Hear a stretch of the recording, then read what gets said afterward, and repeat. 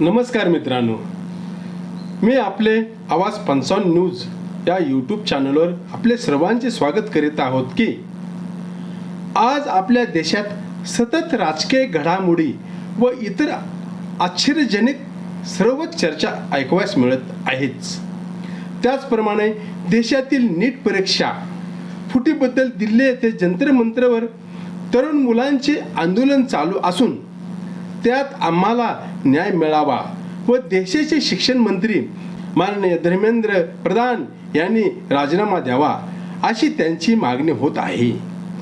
या आंदोलनासाठी युवकांचे तरुण नेते व कॉक्रोच पार्टीचे अभिजित दिपके यांनी हे आंदोलन उभे केलेले आहे। या निमित्ताने या आंदोलनाने उग्र स्वरूप घेतलेले आहे हे आपण सोशल मीडियावर पाहत आहोतच। परंतु हे आंदोलन खरोखरच होत आहे का, किंवा हे आंदोलन कोणी घडविले आहे का, किंवा या आंदोलनाच्या आडून काही राजकारण होत आहे का, हेच नेमके शोध घेण्याचा प्रयत्न आपण या निमित्ताने काही प्रमाणात करणार आहोत। कारण 2014 सालामध्ये या देशावरील काँग्रेसची सत्ता जाऊन भारतीय जनता पार्टीची सत्ता आलेली आहे। तीच भारतीय जनता पार्टीची सत्ता या देशावर कशी आली व आणली गेली, तसेच ही सत्ता मिळवण्यासाठी भारतीय जनता पार्टीने कोणकोणत्या रणनीतीचा उपयोग केला होता, त्याप्रमाणे ह्याच गोष्टीचा संबंध या चाललेल्या कॉक्रोच पार्टीच्या जन आंदोलनाशी आहे काय, याबाबतही आपण शोध घेण्याचा प्रयत्न करणार आहोत। त्यामुळे हा व्हिडिओ शेवटपर्यंत पाहिला तरच सर्व राजकारण समजेल असेच आम्हाला वाटत आहे। कारण 2014 पर्यंत या देशावर काँग्रेस पार्टीची सत्ता होती। त्यांच्या काळात वेळोवेळी फार मोठ्या प्रमाणात विविध विषयांसाठी जन आंदोलने होत होती। त्यावेळी झालेली आंदोलने हे देखील देशातील विरोधी पक्ष म्हणून भारतीय जनता पार्टीने केलेली होती। तसेच काही आंदोलनाला भारतीय जनता पार्टीचाही गुपचूप सपोर्ट होता असे त्यावेळी बोलले जात होते।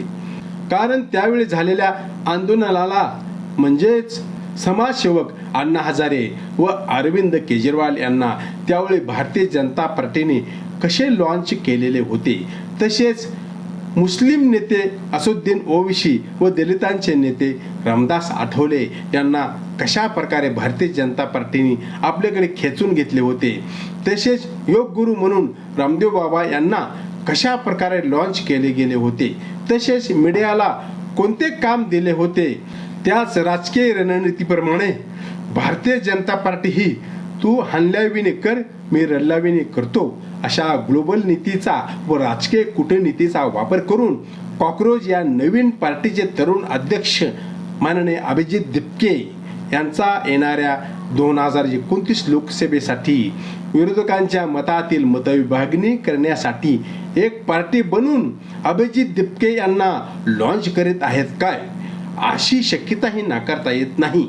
त्याप्रमाणे अघोषित कॉक्रोच पार्टीचे अभिजित दिपके यांना भाजप कशा प्रकारे राजकीय फोकसमध्ये आणत आहेत व त्यांचे महत्त्व वाढवित आहेत अशा विषयावर आपण सविस्तर बोलणार आहोत व 2014 पर्यंतची राजकीय परिस्थिती व 2014 ते 2024 पर्यंतची राजकीय परिस्थितीचा आढावा काही प्रमाणात आपण या विश्लेषणात घेणार आहोत।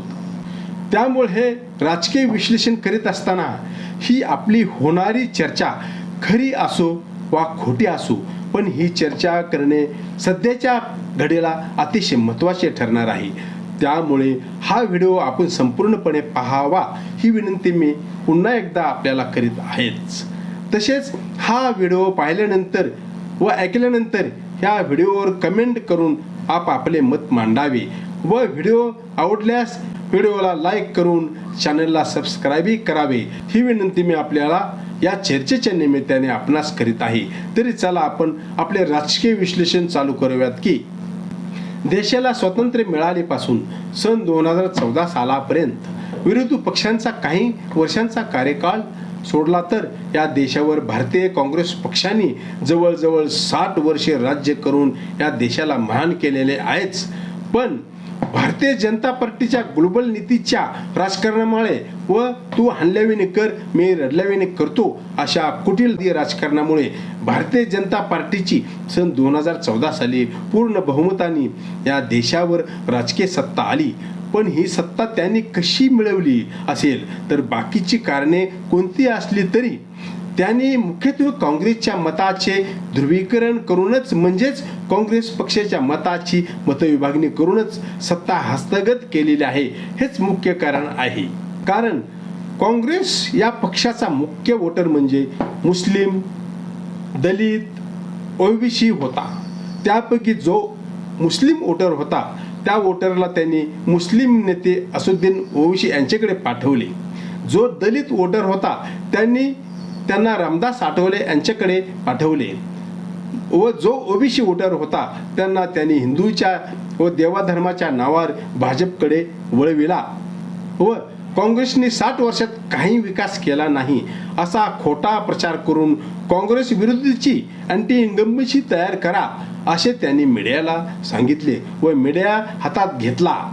तसेच काँग्रेस किती भ्रष्टाचारी आहे हे दाखवून देण्याचे काम समाजसेवक अण्णा हजारे व अरविंद केजरीवाल यांच्याकडे त्यांनी दिले. तसेच रामदेव बाबा यांना योग गुरु करून योगा शिकवण्याच्या नादानी बड्या व श्रीमंत लोकांची सतत घरी बसणारी मते मिळवण्यासाठी काम करून घेतले. अशा 6 प्रमुख कारणासह अनेक बोगस आश्वासनासह भारतीय जनता पार्टीची सत्ता या देशावर आणली गेली. त्यामुळे हे भारतीय जनता पार्टीचे सरकार या देशावर कशा प्रकारे सत्ता चालवित आहे, लोकशाहीप्रमाणे चालवित आहे की हुकुमशाहीप्रमाणे चालवित आहे हे आपल्याला दिसत आहेच. ते आपण डोळ्याने पाहत आहोतच.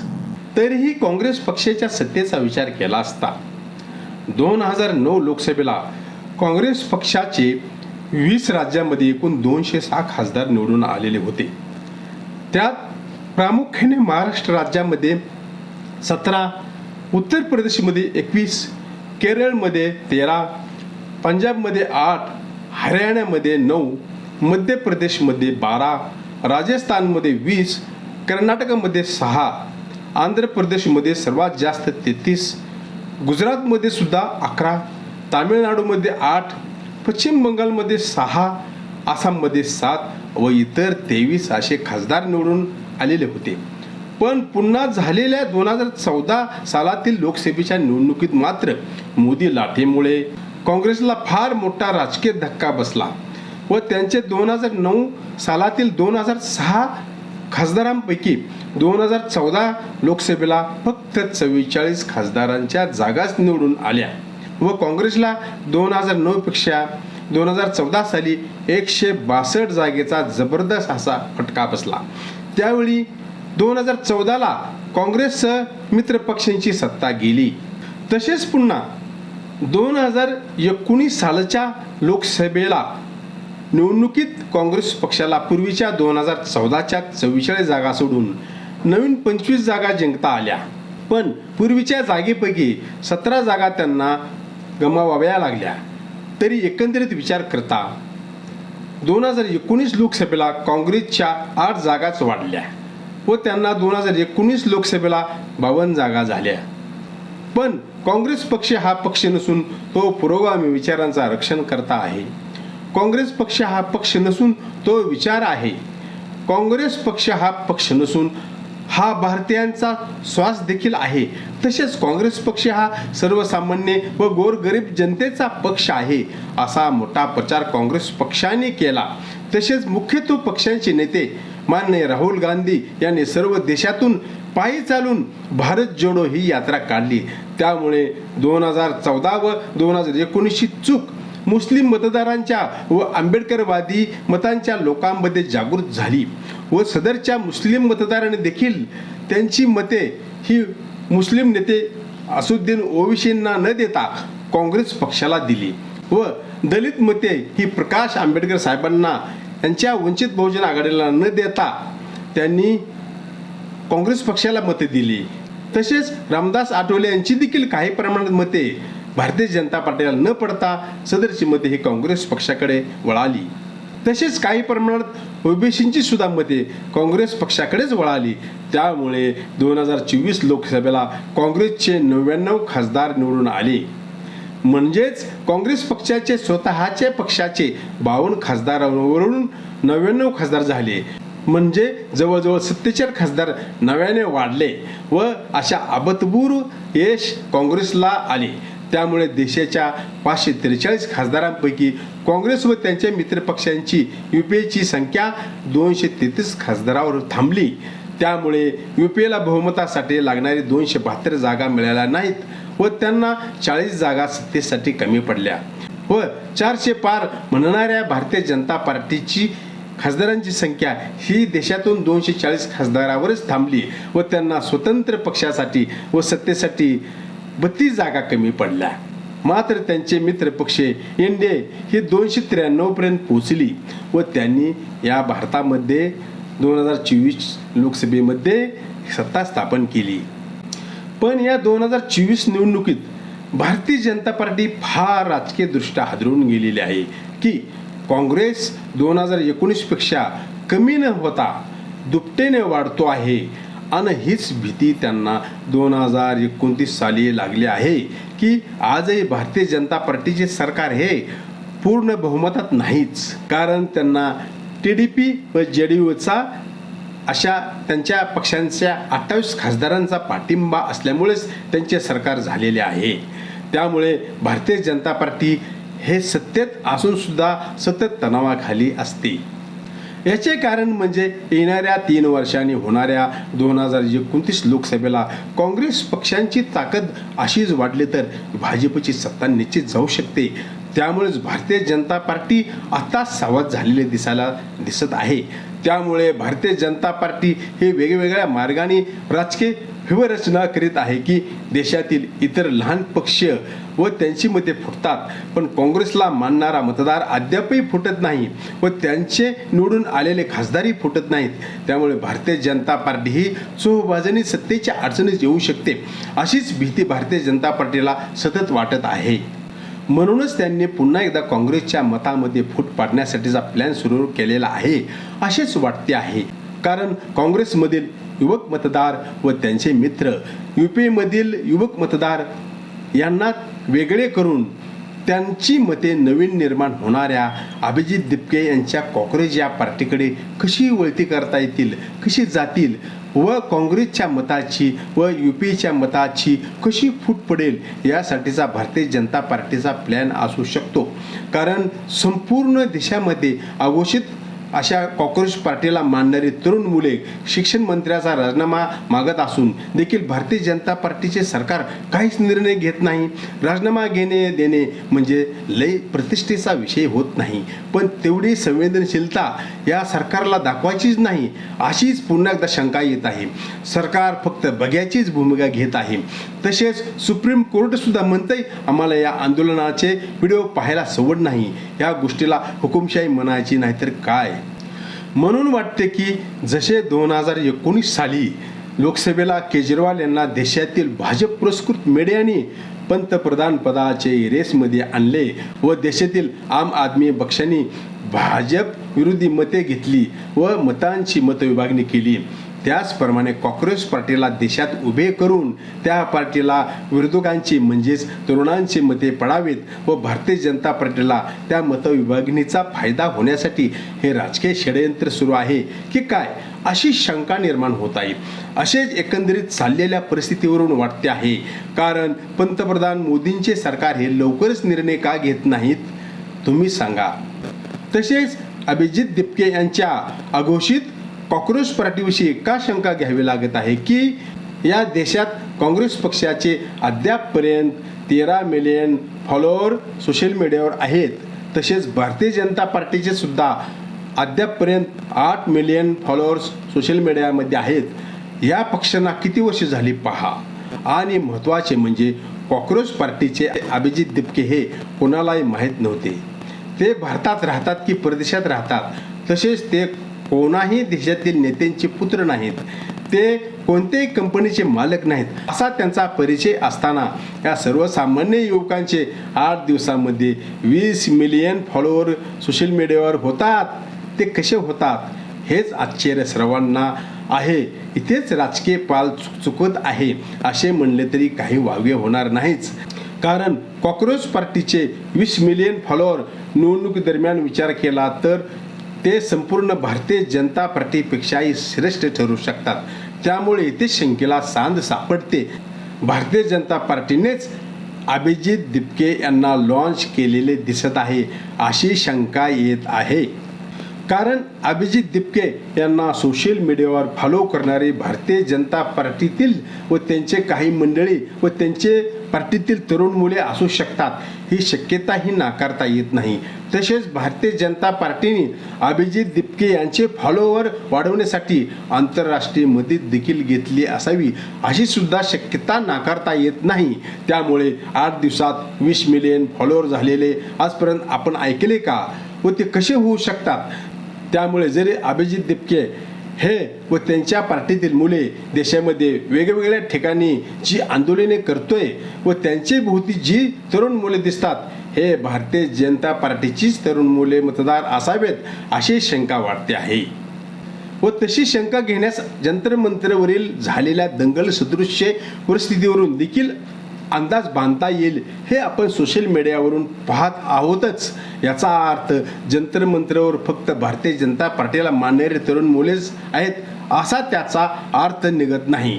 कारण इतर पक्षातील व इतर पक्षावर प्रेम करणारे तरुण मुले व सर्वसामान्य तरुण मुले देखील या निमित्ताने जंतर मंतरवर जमा झालेले आहेतच. पण एकंदरीत भारतीय जनता पार्टी हा राजकीय जुगार खेळतय असेच वाटते आहे. पण हा राजकीय जुगार त्यांच्या अंगलूट येईल अशी जास्त शक्यता मास वाटते आहे. कारण या निमित्ताने संपूर्ण देशच रस्त्यावर आलेला दिसत असल्याचे चित्र निर्माण झालेले आहे. म्हणून त्या निमित्ताने जंतर मंतरवर जे आंदोलन सुरू आहे, शिक्षण मंत्री धर्मेंद्र प्रधान यांनी राजीनामा द्यावा असे तरुण मुलाचे म्हणणे आहे.